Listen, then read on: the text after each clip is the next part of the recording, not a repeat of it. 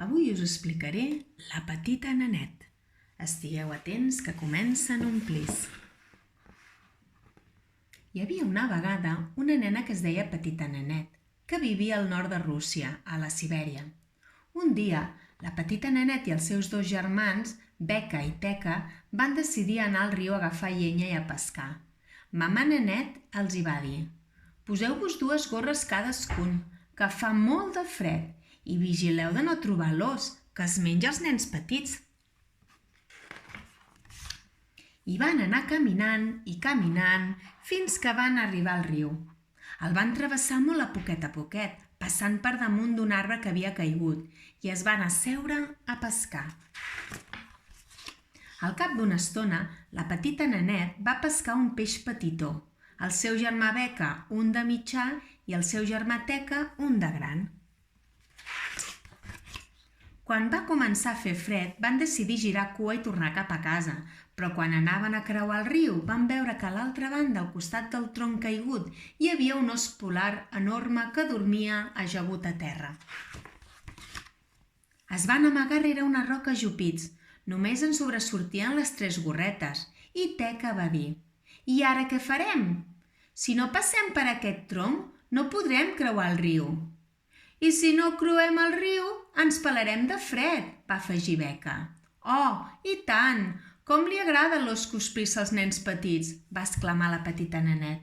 I es van posar a pensar com podien travessar el riu sense córrer perill. La Petita Nenet, que era molt espavilada, va dir: «Tinc una idea, escolteu-me bé», i els va explicar el seu pla a cau d'orella. El primer que va fer va ser treure's una de les 2 gorres i deixar-la damunt de la roca. Ara en sobresortien 4. Mentre l'ós, que havia sentit algun sorollet, es va posar dret i va cridar enfurit: «Qui ha gosat despertar-me? Qui ha estat? Ja ho veig les gorres de 4 nens». Però en veritat eren 3 nens, I aleshores, seguint el pla, va aparèixer la Petita Nenet i va creuar el riu pel tronc molt a poquet.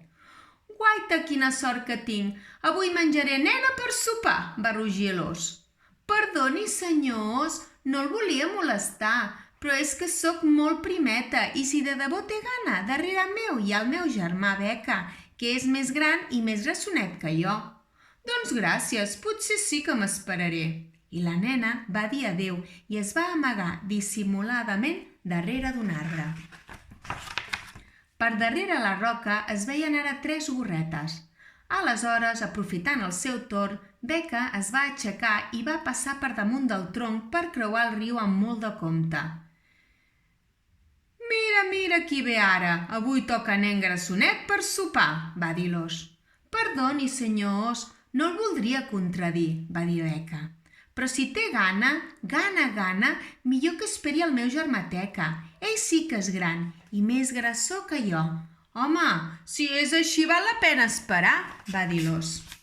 I Beca se'n va anar dissimuladament i es va amagar darrere l'arbre, al costat de la Petita Nenet. Aleshores, seguint el pla, Teca es va aixecar i es va posar a creuar el riu pel tronc ben a poc. «Oh, i tant que valia la pena esperar! Tu ets el més grassonet de tots, oi?», li va dir l'ós.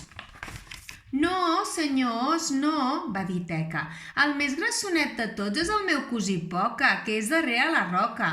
No veu la gorra des d'aquí? I està molt més gras que jo. Per això s'ha cansat de caminar i s'ha quedat adormit. L'haurà d'anar a buscar vostè mateix, però si l'agafa tindrà nen per sopar, per esmorzar, per dinar i per berenar». «Doncs sí, me'n vaig de seguida abans que es desperti», va respondre l'ós llepant-se els dits. Però no es va adonar que li acabaven de dir una mentida, que aquella gorra no hi havia cap nen, solament era una gorra aguantada amb un pal. I mentre l'ós es dirigia cap a la roca, la Petita Nenet, Beca i Teca van dir alhora: «Ara!», i van empènyer el tronc amb totes les forces fins que va caure al riu. En acabat, van córrer fins que van desaparèixer darrere dels arbres.